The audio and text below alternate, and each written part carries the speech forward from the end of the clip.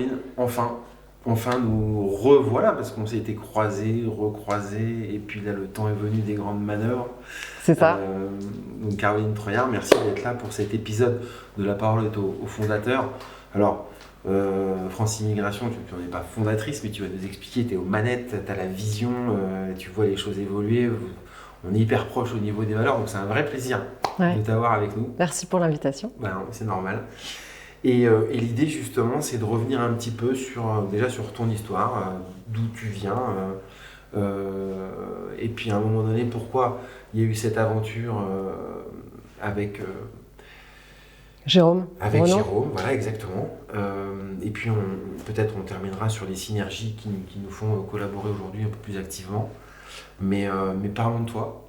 Tu viens Je viens d'où? Je fais quoi? De quelle planète arrives-tu, toi, Caroline? Je sais qu'on te surnomme ici la femme au sourire. C'est vrai? Même avec certains partenaires, on sait que vous avez le sourire ça comme fait plaisir. ADN de la boîte. Ça me fait plaisir. Ouais. Bah ouais, mais il faut aussi à un moment donné se le dire. Donc tu viens d'où? C'est gentil. Écoute, moi, je suis arrivée dans la mobilité internationale complètement par hasard. Je suis originaire de Normandie à la base, si je reviens un peu plus loin. Ouais. J'ai fait des études de droit, donc j'ai une maîtrise en droit privé, droit langue. Okay. Fac de Rouen. Okay. Aimant beaucoup les langues, j'ai décidé de faire un DESS à l'époque en traduction juridique. Anglais, espagnol, parce que je voulais surtout pas travailler dans le droit, je voulais pas être ni juriste ni avocate. Okay. Donc je me lance dans la traduction, j'arrive en région parisienne et je me trouve un stage dans une toute petite agence de traduction. Voilà, dans laquelle je fais un stage, je suis embauchée par la suite, donc je fais un peu de traduction, je suis chef de projet, je suis un peu commerciale.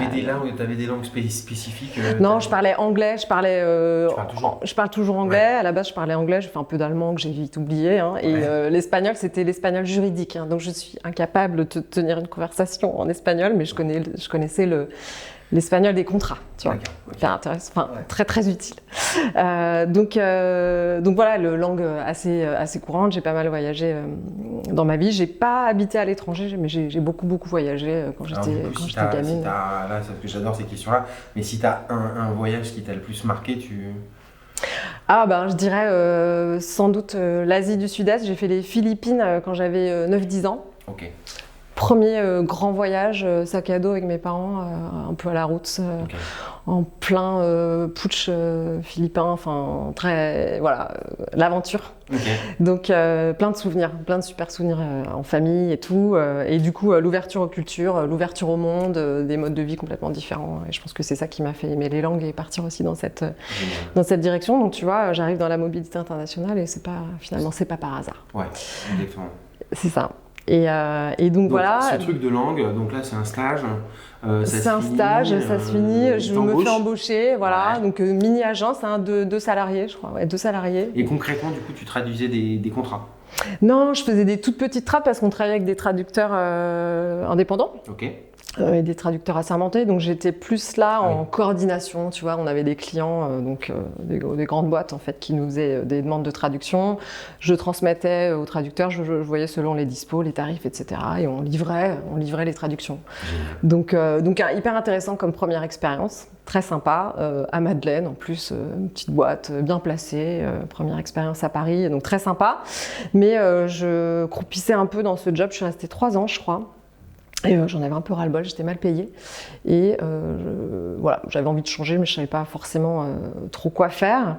Et alors là, je tombe sur le FUSAC, tu sais, le journal pour les anglophones à Paris. À l'époque, papier. Ok. Ah ouais. Je tombe sur FUSAC dans le métro. On est place des Vosges avec mon conjoint, pas encore mon mari à l'époque, mais voilà, on est l'été, on est sur l'herbe et je feuillette le FUSAC et je tombe sur une petite annonce pour France Immigration qui venait d'être créée. En gros, ça faisait 6 mois, 1 an qu'elle était créée et je lis l'annonce qui correspond parfaitement à moi. En fait, je me dis, mais attends, c'est moi. C'est toi? Ouais, c'était moi. Je leur ai dit, je lui ai dit, non, mais ça, c'est moi. Elle est où la caméra? C'est tout moi, je me reconnais parfaitement. Je les contacte, j'y vais au culot et je prends rendez-vous et je passe un premier entretien avec Jérôme. Premier entretien avec Jérôme? Premier entretien avec Jérôme, il était tout seul en fait, il y avait une salariée, donc ils étaient 2. Okay. dans un studio à Vincennes, 25 mètres carrés avec une salle de bain géante. Enfin, j'étais là, mais en gros, où suis-je? Il était en tongs, en short. Voilà, donc rencontre assez extra, hyper sympa et tout. Coup de cœur pour la boîte, coup de cœur instantané pour la boîte, le discours et tout. Je me dis, ok, ça me tente à fond et tout. Je passe un deuxième entretien et je suis prise. Et je dois en fait juste ajouter que c'était donc le tout début de la boîte. Donc il y avait une seule salariée, ils avaient peu de clients. Évidemment, Jérôme faisait des dossiers opérationnels, tu vois. Bien sûr. Et il m'embauche en CNE à l'époque, qui était un contrat ultra précaire, CDD de 2 ans, tu vois, et qui a été abrogé depuis parce qu'il y a eu plein de manifs contre ça. Donc je me retrouve à quitter un CDI pour un CNE et un pari un peu incroyable en me disant je m'en fous, j'y vais, tu vois. Ouais. Et c'était un pari complètement fou, mais j'ai cru en la boîte et j'ai cru en Jérôme et je regrette pas du tout parce que c'était une aventure un risque folle. Mesuré. Complètement. Alors du coup c'est intéressant ça. Qu'est-ce qui t'a fait, parce que c'est pas donné à tout le monde de passer d'un CDI à un truc un peu plus précaire au nom des valeurs. C'est qu'est-ce qui t'a vraiment en fait, c'était la dynamique, c'était le discours, c'était l'idée et c'était le coup de cœur pour la boîte, pour Jérôme qui était passionné, qui est hyper inspirant et qui m'a raconté tout ce qu'il voulait faire. Je me suis dit ok, j'y vais. Alors je risquais pas grand chose à l'époque, j'avais pas d'enfant, voilà, on était jeunes et il n'y avait pas grand risque, mais j'ai quand même baissé mon salaire et j'ai accepté un contrat un peu précaire. Pour voir en fait, c'était un pari. Ouais, c'était un pari en fait. C'était un pari et je regrette pas parce que et ça c'était il y a pratiquement. Ça c'était il y a plus que ça, c'était en 2006. Ah oui, c'est ça. Il y a 15 ans. Il y a 15 ans. Je fête mes 15 ans cette année. 15 ans chez France Immigration. Ouais. Alors, du coup, tu ne m'as pas vraiment répondu à ma question. Dans ce projet qui t'est présenté, qu'est-ce qui t'attire plus que... Je suis d'accord à la vision globale, mais il y a des mots magiques dans ces moments-là. Je pense que c'est l'international. Okay. Clairement l'international. Donc dans ce métier de base, donc, c'était France Immigration uniquement à l'époque. Hein. C'était le pôle historique qu'on a vachement développé mais tu vas nous en parler après parce que je vais vous raconter. Compliqué maintenant. C'est très compliqué, mais c'est très logique aussi. Oui. Donc à la base, on faisait que de l'immigration vers la France. Okay. Et j'ai aimé, parce que je me suis formée en tant que consultante, hein, donc gestion des dossiers. J'ai aimé le côté, tu es en contact avec le RH qui te mandate pour sa boîte pour aider le collaborateur individu qui vient en France, tu vois, okay. Donc l'américain, l'indien, le chinois. L'accueil, l'assistance. Ouais. L'accompagnement step by step de quelqu'un qui vient en France à qui tu dis c'est hyper galère parce que la France c'est très administratif et les administrations c'est hyper compliqué et ça va prendre des plombes et moi je suis là pour vous aider. Donc je pense qu'il y avait ce côté-là aussi. Aider les autres. Bon, ça reste du business oui. Forcément, mais aider les autres, les accompagner, leur simplifier les choses et faire en sorte qu'ils soient contents. Donc on est dans les bases du service client si tu veux. L'optimisation des délais, te décarcasser pour faire en sorte que toutes les étapes s'enchaînent le plus rapidement possible. C'est tangible aussi, quoi. Il y a un début, il y a une fin. Exactement, c'est très clair, ouais. C'est exactement ça.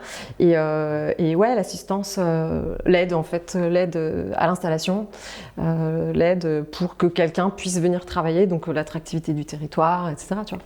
Alors du coup, ça me permet d'embrayer justement sur du coup maintenant, France Immigration, qu'est-ce que c'est devenu ?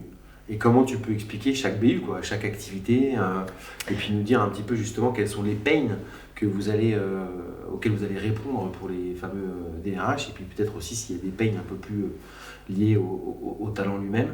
Mais ça peut être sympa de comprendre comment s'articuler et pourquoi on a fait ça. Bien sûr. Ouais, donc France Immigration, à la base, ne fait que de l'immigration vers la France. Okay. Quelques années plus tard, on a des clients qui nous disent nous, on envoie des gens en expat, on veut que vous nous aidiez. Ouais, mais en fait, on ne le fait pas, on ne sait pas faire. Ouais, mais on a envie, on aime bien votre assistance, votre service client, donc on a besoin de vous. Ok, donc en fait on s'est mis à faire de l'expat comme ça. Moi j'ai géré des. C'est ça, en fait, on y va, on se forme, hein, on va bien réussir. Donc l'idée c'était de répondre à une problématique d'un client dans le cadre de la mobilité et du coup de l'immigration qu'on connaissait pour notre pays, la France. Et du coup on est allé chercher un peu comment fonctionne l'expatriation. parce qu'on a quand même 150 pays, une législation par pays, 8 changements par jour dans le monde, je crois, un truc comme ça, enfin énorme. Tu dois poster régulièrement des trucs. Tout à fait, il y en a 3 fois par jour. De régulation, c'est ça. Exactement. Donc on a commencé à créer une offre et du coup on a des partenaires. C'est pas du tout le même système. Hein. On est présent qu'en France, donc on a des partenaires locaux, les meilleurs partenaires en immigration dans chaque pays, comme nous pour la France, si tu veux. Alors j'ai une toute petite question là qui me tient à cœur. Comment tu sélectionnes tes partenaires? Alors on les rencontre. On les rencontre, on leur fait passer des tests, on voit s'ils adhèrent, s'ils ont des certifications, des choses comme ça. Et puis après, c'est un petit monde, hein, donc on se connaît tous. On a des conférences en Europe et aux US en général où on se retrouve tous et on se recommande. Donc voilà, on arrive à le faire comme ça. On n'a pas eu très souvent des déconvenus avec des partenaires et si c'est le cas, en fait, on les sort, tout simplement. On change de partenaire. Et on n'en a pas qu'un par pays, on en a 2 ou 3 en général.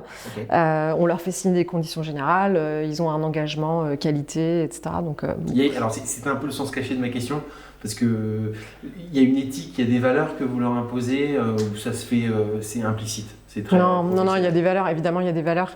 Il y a un engagement sur le niveau de service, en termes de SLA, tu sais, réponse au client, dans quel délai, sous quelle forme, etc. C'est hyper important, là, j'en profite pour faire un petit message, parce que ça, c'est à mon avis la clé du match, hein, de tous les partenariats. Donc effectivement, le délai. Le délai de réponse, le délai de traitement, le délai de réponse, la qualité de la réponse, la vulgarisation des services, la simplification de l'information à donner, parce que c'est quand même assez complexe, le respect de la compliance, évidemment, on est obligé. Enfin, tu vois, nous, on a un degré de compliance hyper élevé qu'on se doit dans de la sous-traitance de garantir à nos clients. Évidemment. C'est un peu des sujets qui reviennent régulièrement. Ouais, et puis dans certains pays, c'est super compliqué, tu vois, on n'a pas du tout le même rapport à la compliance et au respect des règles selon les pays. Donc il y a des pays où on va passer par des avocats forcément, parce que c'est plus risqué. Il y a des pays où on nous impose de passer par des avocats, comme pour l'immigration aux US par exemple. On est obligé de passer par des avocats, donc on passe par des avocats. Mais on fait gaffe à tout ça et du coup on envoie un petit batch de documents quand on commence une collaboration avec un partenaire. Dans lequel il s'engage à remplir tous les critères, tous ces critères-là en fait, de service, de qualité, de niveau de service au client, etc. Satisfaction. Top. Du coup, là, donc, ce client, pour le compte de ce client, on commence à partir en conquête, on identifie les partenaires, on construit une propale et arrive donc peut-être un département. Expat Immigration, 2010, donc 4 ans plus tard, Expat Immigration, on a recruté une personne pour monter le pôle, développer tout ça. Donc Expat Immigration, c'est notre 2e pôle aujourd'hui, immigration vers l'international. Donc on a une équipe de 4 personnes, chez IFI on a 12 personnes. C'est le plus gros pôle. Donc voilà, donc on fait Immig France, on fait Expat. Et puis à un moment donné, assez lié à l'Immig France, on a des clients. On va dire qu'on a souvent fait des dossiers d'immatriculation à la Sécu. On a des problématiques d'immatriculation à la Sécu pour des collaborateurs étrangers qui arrivent en contrat local en France. Donc, ils ont besoin, comme tout salarié, de s'immatriculer à la Sécu, leur famille aussi. Et c'est un casse-tête, on le sait tous. Je pense que la Sécu, c'est la pire administration, c'est une des pires administrations en France, c'est très compliqué, chaque CPAM a son mode de fonctionnement. On a du mal à avoir quelque chose d'harmonisé, donc nous on s'est dit on va aider les boîtes à immatriculer leurs collaborateurs. Puis il y a des obligations, hein. L'employeur a l'obligation d'informer son collaborateur qui doit s'immatriculer, parce que c'est une démarche perso. C'est là où c'est un peu compliqué à comprendre, qui doit s'immatriculer à la Sécu, parce qu'après, sinon, tu as un problème de blocage pour la DSN et tout, quand tu fais tes déclarations, des PAE, etc. D'accord. Donc on se dit, on a toujours fait un peu d'immat Sécu, comme certaines boîtes de Rilo, tu vois, sans aucune vraie valeur ajoutée. On se dit, il y a un besoin, c'est sûr qu'il y a un besoin là-dedans. La moyenne d'immatriculation d'un collaborateur, c'est 1 an, 2 ans, un truc comme ça. Sans aucune valeur ajoutée, sans aucune connaissance de la matière, on s'est dit on va réduire. On va mettre en place des process. On va contacter les CPAM, on va créer des partenariats si tu veux, pour optimiser les délais et on garantit quasiment là une obtention de la carte vitale en 4 mois. Ah ouais. Donc, Donc on a réduit 80% les délais. Extraordinaire. Extraordinaire. Et d'accord, génial. Donc tout ça parce qu'on avait un besoin client qui disait non mais là on galère trop, aidez-nous. Donc on a monté un pôle en fait. On a monté un pôle qui s'appelle France Protection Sociale. France Protection Sociale. Tout à fait. Donc, France Immigration. Expat Immigration, France Protection Sociale. Tout à fait. Qu'on a créé officiellement fin 2016. Ok. Et qui gère des centaines de dossiers aujourd'hui, qui est vraiment ultra expert sur ce domaine. C'est-à-dire les experts de France Protection Sociale ne font pas d'immigration. Chaque pôle est complètement distinct et on a des experts dans chaque pôle. Voilà. Et là, c'est chouette parce que France Protection Sociale, donc je dirais que les IMAT Sécu, c'est 80% des dossiers qu'on gère aujourd'hui. Mais on est en train de se développer vers l'Europe et l'international aussi. Donc on permet à des détachés qui partiraient en Europe d'obtenir un certificat de détachement A1 par exemple. Même chose pour un Français qui partirait au Brésil. Le formulaire A1, c'est pour l'Europe. C'est pour l'Europe, oui, tout à fait. Donc on est capable de gérer toute forme de mobilité, que ce soit en contrat local ou en détachement au niveau de la Sécu. Et ça, on va continuer à le développer aussi. Donc troisième pôle. Et dernier pôle, France Détachement, lancé pendant le confinement. Ouais, c'est ça. Parce que, encore une fois, on a vu qu'il y avait un besoin. Le détachement est en train d'exploser. Il y aura de plus en plus de prestataires de services. Alors, est-ce qu'on peut rappeler correctement ce que c'est qu'un détaché versus une mobilité? Parce que tout à fait. C'est touchy en fait. C'est assez compliqué à comprendre et puis les règles ne sont pas du tout les mêmes. Un détaché, c'est un collaborateur qui va garder son contrat de travail dans son pays d'origine et qui va partir en mission dans un autre pays. Donc, il garde son lien de subordination, son contrat de travail, ses fiches de paye dans son pays d'origine et il est dans l'autre pays, en France par exemple, tout à fait, pour apporter un savoir-faire sur une durée très limitée dans le temps. CDD en général. Ouais, c'est sur des missions de courte durée, de quelques semaines à 1 an, 2 ans, 3 ans, grand maximum. Et du coup, les règles ne sont pas du tout les mêmes dans la mesure où l'employeur reste l'entreprise à l'étranger. Bien sûr. Sauf que l'entreprise à l'étranger doit s'assurer que son détaché respecte les lois locales. Et dans le meilleur des cas, tu es dans l'intragroupe. Donc tu peux faire du détachement intragroupe, ce qu'on appelle intra-company transfer. Ce que j'ai souvent vu dans les groupes de conseil, voilà. Tout à fait. Tu envoies un détaché dans la même boîte, en fait, dans ta filiale. Donc la filiale, c'est géré plus ou moins. Même s'il y a des obligations assez complexes maintenant. Et les personnes qui gèrent la mobilité internationale ne sont pas forcément hyper au courant. Donc nous, on essaie de les éduquer, les sensibiliser à tout ça.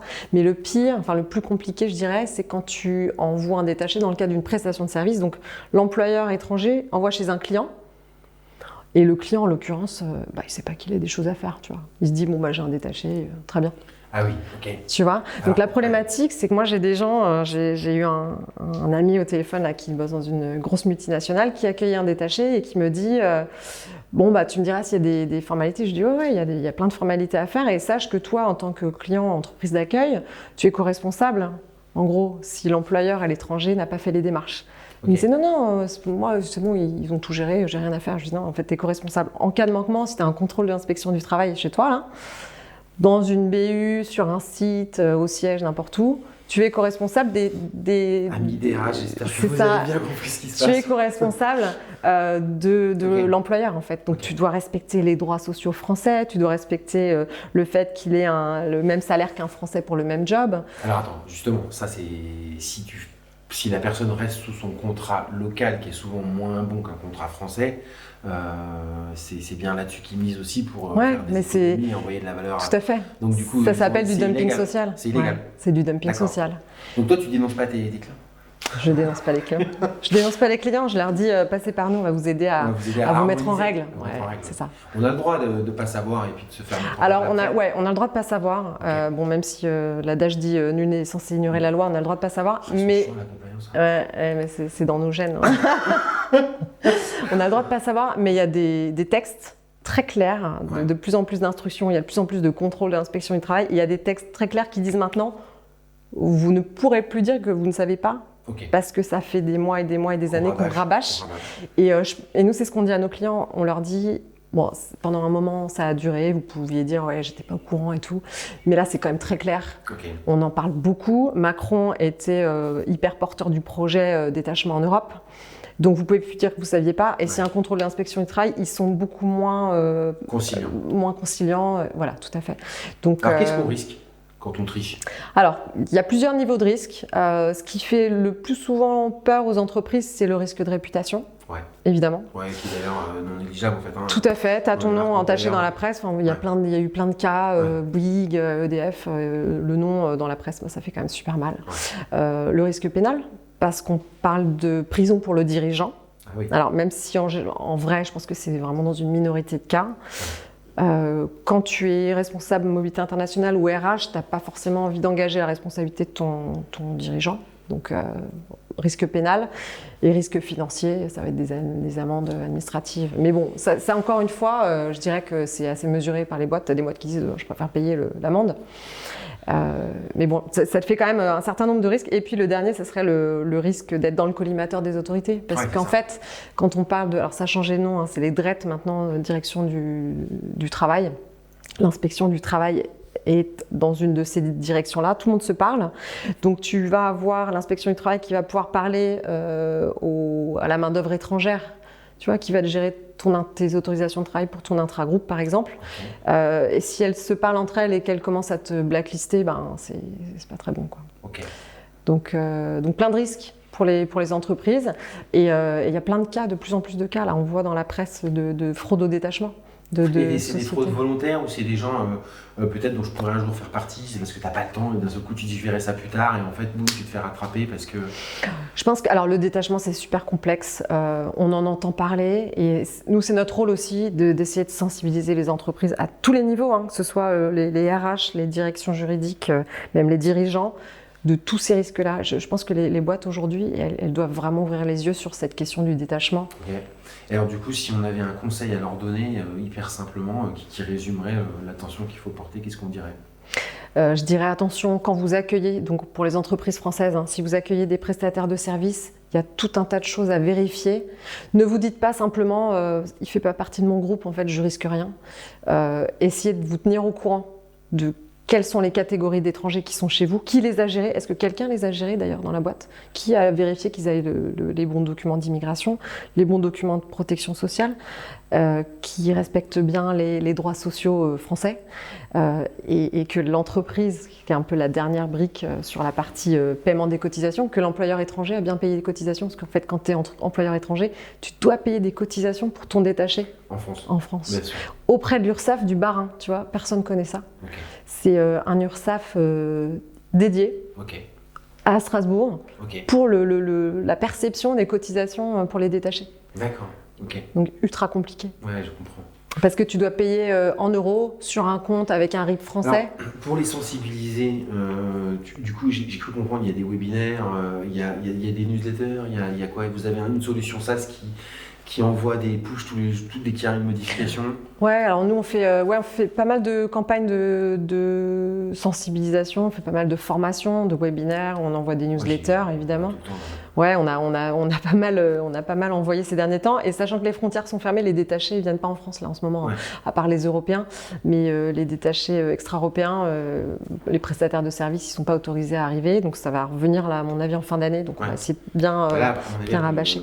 Après le 8 juillet, là, mon petit doigt me dit que ça serait pas partir. Je pense que ça va se réouvrir petit à petit. Après, on a des pays comme le Brésil et l'Inde qui vont être bloqués pendant des mois, à mon avis, et ça reviendra peut-être fin d'année, début d'année prochaine. Du coup, notre discours, c'est plutôt de dire aux boîtes, vous avez un peu de temps là, gardez ça en tête, formez-vous là-dessus, ayez le warning en fait. Excuse-moi, du coup, tu pourrais former des gens? Oui, on forme, bien sûr. On est aussi organisme de formation, donc on prévoit des formations. Une prestation totale pour gérer ces histoires de législation. C'est exactement ça. Vous avez à la fois le conseil, à la fois vous formez le gars chez eux pour qu'il soit. Voire vous pourriez mettre un spécialiste s'il vous le demande. À terme, on fera ça. Ouais. À terme, on mettra des salariés spin-off tout à fait chez nos clients pour aider. Qu'ils aient tout de suite la matière, c'est exactement ça. La bonne formation. C'est ça. Et en fait, on s'adapte complètement. Donc, soit on forme si les boîtes veulent le faire elles-mêmes, ce qui est tout à fait possible si elles n'ont pas de budget pour externaliser les services. Si les boîtes veulent le faire elles-mêmes, on les forme et elles nous appellent s'il y a des besoins. Ou alors, elles externalisent complètement, ou alors elles externalisent une partie, elles font le reste. Enfin, en gros, on a des solutions pour toutes les problématiques liées au détachement. Du coup, on a 4 BU. On a 4 BU. L'objectif à terme, tu vois, là, on est sur immigration, protection sociale, détachement, France, étranger. On a la zone Europe qu'on est en train de développer, en fait. Okay. L'idée, c'est d'être leader mondial à un moment donné, en France, en Europe et à l'étranger. Super. Voilà. Super. Et alors du coup, qui dit faire venir des gens au côté administratif dit aussi des clients qui vous demandent est-ce que vous pouvez aussi nous trouver un logement, est-ce que vous avez des déménageurs, donc vous avez un écosystème un peu qui s'est façonné. Alors ouais, on a surtout un écosystème qui s'est fait dans la partie conseil, parce que nous on est société de service, hein, on est en concurrence avec des avocats, mais on fait pas de conseil, légal, juridique. Okay. On est des formalistes, on est des purs formalistes. Okay. C'est hyper important de le souligner, parce qu'on n'a pas le droit de faire de conseil, on n'est pas habilité, étant pas structure cabinet d'avocats, donc on est sur les formalités uniquement. Okay. Après, on a des partenaires avocats qui vont pouvoir prendre le relais en cas de besoin de conseils vraiment formalisés ou de contentieux avec un collaborateur ou avec une société RH. Donc on a fait pas mal de partenariats cabinets d'avocats où en fait ils sont dans le prolongement de notre métier et quand il y a des formalités, ils nous recommandent pour les formalités et nous, s'il y a besoin de conseils, on les recommande pour la partie conseil. Okay. Après, on n'a pas de branche RILO, donc à terme, ça serait super intéressant de pouvoir proposer une offre globale. Pardon. Et c'est pour ça que vous avec une petite boîte qui nous ressemble et qui a les mêmes valeurs. Ouais. Et qui grossit assez vite. Hein, Tout à fait. On sera au rendez-vous, surtout que là, on a aussi des clients qui nous demandent de venir un peu en dehors de France. Ça y est, ça nous chauffe là. Ouais, mais c'est bien, il faut développer ça. Donc c'est intéressant de le faire en bonne compagnie. Hein. Tu mets le doigt sur un truc important, c'est les valeurs. Je pense que sur les valeurs, on se rejoint beaucoup et sur le service client. Ouais. Parce que nous, ce qui nous distingue de globalement tous nos concurrents, c'est cette proximité qu'on a avec le client. Ouais. On est hyper proche de nos clients, on tutoie 80% de nos clients, on fait des emails ultra simples parce qu'on parle de trucs quand même compliqués, un peu chiants, on va dire. Hein. Je veux dire, l'immigration, c'est pas hyper fun non plus, hein. Faut pas se cacher. Hein. L'idée, c'est de vulgariser, de rendre hyper simple tout ce qui est hyper compliqué et de leur faciliter la vie, qu'ils aient rien à faire en fait. Ça, c'est notre objectif et j'ai l'impression que vous êtes un peu dans la même logique d'accompagnement de A à Z, surtout. Hyper personnalisé, hein, puisqu'on va carrément recommander un chasseur, mais même on est dans les équipes, on parle de proximité. Nos cocooners, on essaie de connaître les anecdotes qui ont façonné leur vie pour les matcher avec des clients. Donc on connaît les anecdotes pour que finalement ça devienne une histoire d'anecdotes et non pas quelque chose de pompeux ou de trop superficiel. On va rentrer dans le détail. Donc je pense qu'effectivement on se ressemble beaucoup là-dessus. Alors du coup, pour conclure, c'est quoi la vision là, qu'il faut savoir? On s'est quand même tapé une pandémie, il y a une grosse réflexion de part et d'autre. Ok, on a du temps, mais qu'est-ce qu'on a construit pendant ce temps qu'on a eu là? Qu'est-ce que toi tu vois? Comment tu sens les choses? Moi, je pense que avec Jérôme, comment vous chantez les choses? Ouais, je pense qu'en fait, on va. Alors, on n'a pas parlé des nouvelles formes de mobilité, mais avec le Covid, évidemment, le télétravail a explosé et forcément, ça va avoir un impact pour les boîtes parce qu'elles vont avoir de plus en plus de collaborateurs en télétravail. Comment ça se règle en fait? J'ai une question là, qui me pointe le bout des lèvres. Est-ce que tu as déjà eu des clients qui t'appellent pour te dire là pendant la pandémie, il a déménagé, il habite à Malte? Qu'est-ce que je fais quoi? Ouais, complètement. Oui. Alors, il y a une vraie problématique. Il y a une vraie problématique parce que en fait, c'est en train de changer. Les législateurs n'étaient pas forcément prêts, donc tout est en train de se mettre en place. On a certains pays je pense à la Thaïlande, parce que j'en parlais avec ma collègue d'expat l'autre jour, qui disait qu'ils ont prévu un visa spécial télétravail. Okay. Voilà, pour les expats qui ont envie de partir en Thaïlande. Ça, c'est du tourisme déguisé, non? Donc ça, c'est du tourisme déguisé, c'est pour attirer et rouvrir les vannes du tourisme. Mais je pense que chaque pays va devoir mettre en place sa propre législation. Tu auras un impact immigration, forcément. Tu auras un impact au niveau du paiement des cotisations sociales. Où est-ce que tu payes tes cotisations quand tu es télétravailleur? Alors justement, par exemple, pour la Thaïlande, on paye en Thaïlande? Je ne sais pas encore. Okay. Il faut qu'on se renseigne sur tout ça, mais on est sur le coup. En fait, l'idée, c'est de se dire, on est sur toutes les nouvelles formes de mobilité, on s'adapte pour pouvoir répondre à un besoin d'un client, parce qu'évidemment, ça c'est la tendance et demain ça sera de plus en plus comme ça. Donc tu as ça, tu as tous les freelanceurs, parce qu'il y a de plus en plus de prestats. Il y aura moins de salariés en France, en tout cas, je pense, dans l'avenir. De plus en plus de freelance, de prestats seuls pour leur propre compte. Donc, on est aussi en train d'essayer de comprendre comment ça fonctionne, de voir la législation pour pouvoir proposer des services. Parce que là, la législation, c'est pareil. Elle a été pas prête. C'est pareil. C'est pas prêt. Donc, en fait, la pandémie, ça a accéléré toutes ces nouvelles formes de travail. Donc, nous, on va complètement s'adapter à ça pour pouvoir répondre aux besoins des clients et leur proposer des solutions. Du coup, tu vas avoir une division freelance? Je pense qu'on va faire, on va faire une partie sur les freelances, sur les commuteurs, sur les short term. Nous, on est super fiers là, et puis je serai un peu le mot de la fin, mais d'aller travailler dans cette communauté qui est complètement méconnue et finalement qui ont des revenus et une solvabilité financière à ne plus douter, mais qui sont pas encore, qui sont discriminés sur le marché locatif, quoi. Ouais, complètement. Et qui ont besoin d'être mis en valeur, et nous on y croit beaucoup. On participe à un livre blanc là, de Cautionnéo. C'est un peu le mois aussi, il y a pas mal de gens qui réfléchissent ensemble là-dessus, parce qu'effectivement on n'a pas encore beaucoup de travailleurs aujourd'hui en France qui sont en mode freelance par rapport à d'autres pays. C'est ça. Ouais, on est moins habitués, on ne sait pas comment les gérer. Après, je ne t'explique pas en termes à la préfecture, je ne sais pas du tout qu'est-ce qu'ils vont avoir comme titre de séjour. Enfin, comme autorisation de travail, c'est ça, exactement. Tout penser. Et du coup, l'État va peut-être aussi récupérer à ce moment-là ce pourquoi ils avaient laissé les freelances, mais il y avait des taxes en moins, et là, à un moment, ils vont être obligés, bien sûr. Non, mais ils vont être obligés. Et nous, notre objectif, on n'a pas parlé, mais c'est un peu, j'aime bien dire, une mission d'intérêt public. C'est-à-dire, au final, on vient aider l'État à récupérer l'argent du manque à gagner. Tu vois, on parlait d'Ursaf du Bas-Rhin tout à l'heure. Nous, notre objectif, c'est de dire à l'État, on va vous aider à faire en sorte que les entreprises payent leurs cotisations, parce qu'on a aussi besoin de renflouer les caisses des URSSAF, etc. Tu vois. Donc il y a une dimension un peu éthique publique comme ça, où on veut faire en sorte que les sociétés respectent leurs obligations. Et puis, tu vois, on a une problématique où, surtout pour le détachement, l'opinion publique voit hyper mal les détachés. On connaît l'histoire du plombier polonais, fraude au détachement, ils viennent nous piquer notre boulot. C'est normal aussi. Hein. Donc, voilà, nous, notre objectif, c'est de faire en sorte que tout le monde respecte les règles, que les boîtes respectent les règles, qu'elles payent les cotisations qu'elles ont à payer dans le cadre des obligations. Et voilà, je disais à Jérôme, ça serait super que l'Ursaf nous donne des primes, du coup, pour nous remercier de participer à renflouer les caisses de l'État. Qui sait? En tout cas, que ce soit les DRH qui ont compris que du coup il y avait une intelligence de situation qui permettait de respecter les règles, ou que ce soit une éthique avec des valeurs qui nous permettent aussi de faire en sorte que tout le monde puisse vivre en liberté, en démocratie, en République, parce qu'on respecte les règles, c'est avec France Immigration. France Immigration, sous le nom Mobility Compliance Group. Mobility Compliance Group. C'est ça. Et puis pour la partie logement, Cocoon, on est déjà très fiers de collaborer ensemble. Et on vous remercie. Merci beaucoup. Merci Lénaïque. La suite dans d'autres événements, d'autres collaborations, d'autres très bientôt. formats. Avec plaisir. C'est dans le pipe. À bientôt pour le prochain format de La Parole est au fondateur.